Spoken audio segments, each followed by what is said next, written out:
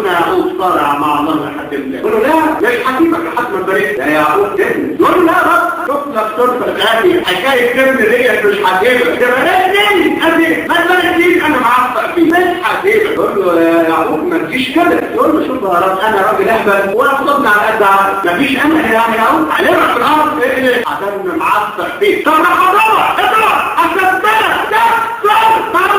إن لم تعطني بركة لن أترك هذا المكان. طاعة مع الله وهنا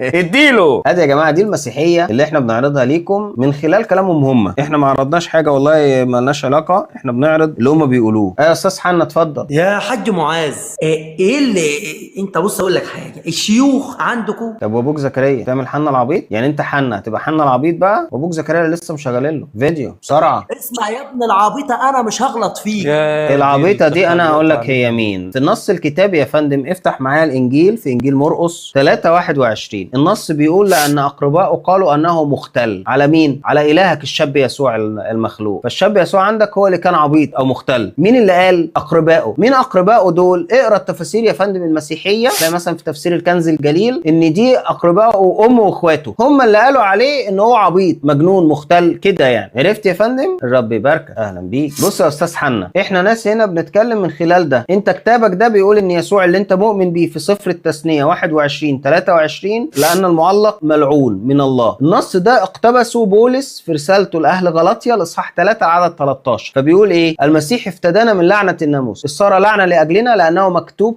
ملعون كل من علق على خشب. يعني أنت إلهك صار لعنة، يعني أنت بتعبد إله ملعون. طب النص في العهد القديم بيقول ملعون من الله، يعني إذا أنت المفروض إن أنت مؤمن بأن الله ملعون من الله، لأن أنت عندك نص الكتابي بيقول والكلمة كان عند الله وكان الكلمة ده الله، فالله كان عند الله فالله ملعون من الله. عادي يعني تيجي، والكتاب الحمد لله مدينا سكه بكده. فهمت يا استاذ حنا؟ احنا جايبين من كتابك بنذكر ليك كلام ابائك، جايبين لك فيديوهات للقساوسه عندك اللي قاعدين بيقولوا ان الله كان قاعد بيعمل مصارعه حره، بيعملوا تثبيت اكتاف ليعقوب او العكس عفوا. وليه؟ عشان ياخد بركه، اللي هو ايمان. لو انت عرضته على انسان عاقل هيقول لك ايه الهبل ده. انا والله العظيم لو كنت جيت بدري شويه كنت طولت اكتر من كده، بس انا فعلا مش قادر، وطبعا مش هطلعك جسم عشان تنام النهارده تحلم بيا وتفتكر اللي انا قلته لك ده. راجع الكلام ده وبراجع تفاسيره حنا، ماشي؟ عشان المثل بيقول عشمان حنا يخش الجنة. اهلا بيك حبيبي، تعالى كل يوم.